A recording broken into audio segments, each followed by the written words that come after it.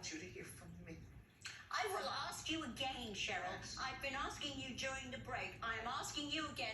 And don't try and cry, because if anyone should be crying, it should be me. This is the situation. Yes. You tell me where you have heard him say, educate me. Tell me when you have heard him say racist things. Educate me. Tell me. It is not the exact words of racism. It's the implication and the reaction to it. To not want to address that because she is a black woman and to try to dismiss it or to make it seem less than what it is. That's what makes it racist. But right now, I'm talking to a woman who I believe is my friend.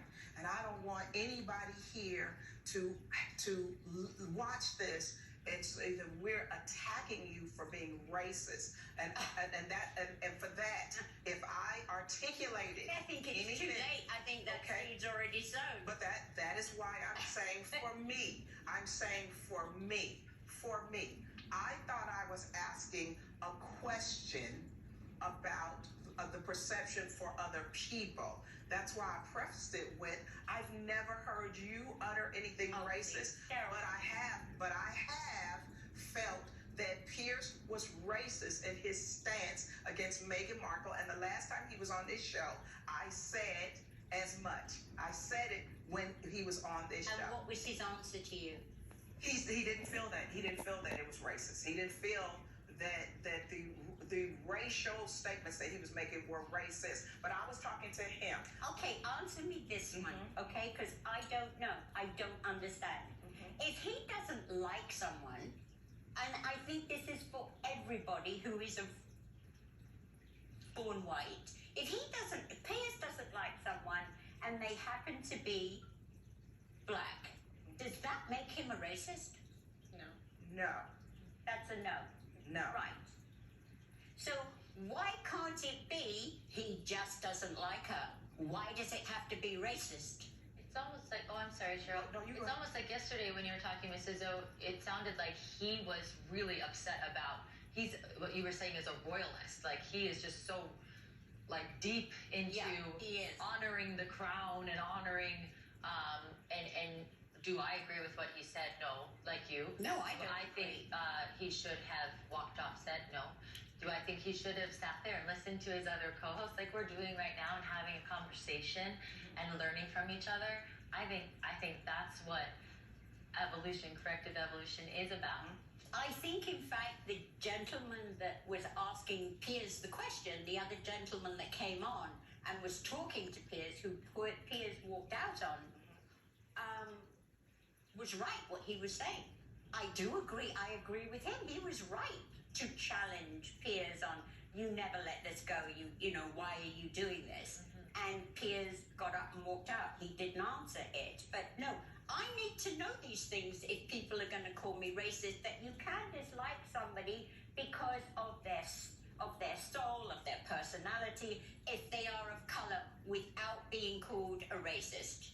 Well, the weatherman who was bringing that to his attention is biracial, my understanding. I know that. And I know that. I know the guy. Right. And so, to me, I think where the racial and racist discussion comes in, it's the bias, the bias that's coming out of you to say because there's a difference between bigotry, prejudice, and racism. And to speak upon something and not accept that what she is saying, what Meghan has been saying, it could be true, and the responses to that could be true, and the fact that you don't even want to take into consideration that her desire to want to end her own life is connected to her race. That dismissal makes it a racist situation. But I'm going to stop talking because there are more of us on this panel. Would you like to weigh in any way?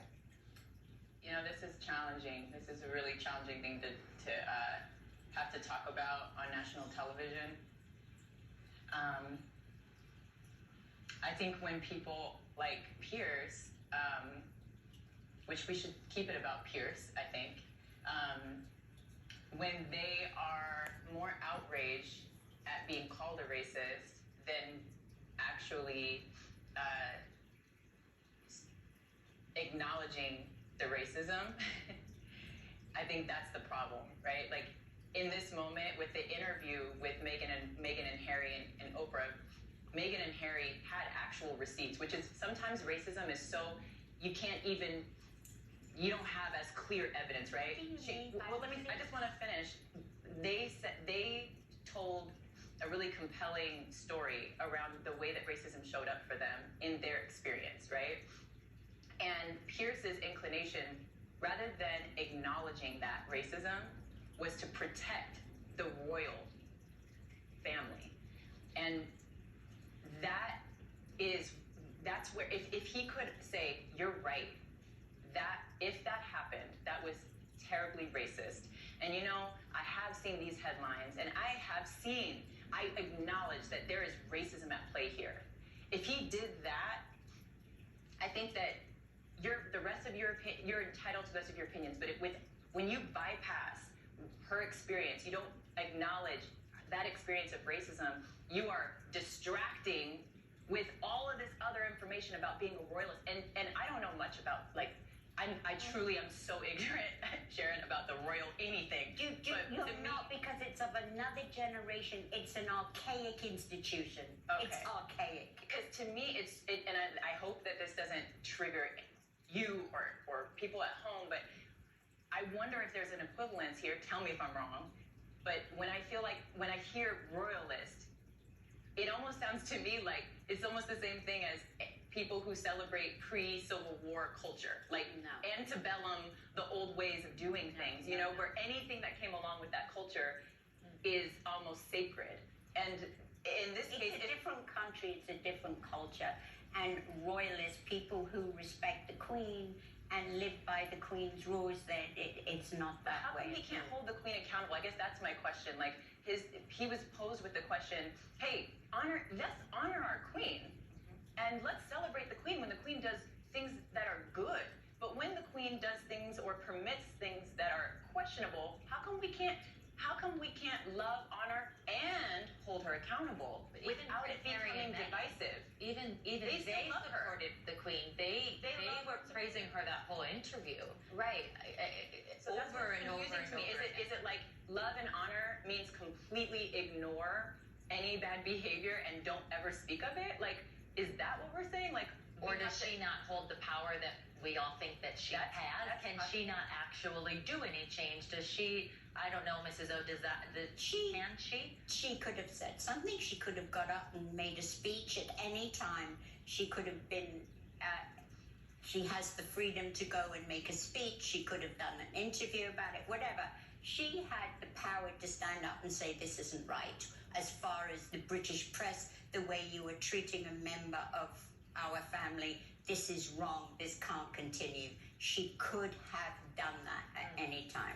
But that's interesting then why Prince Harry and Meghan were supporting her through the whole interview, but she could have said something. Well, ladies, we have to go to break and we'll be right back.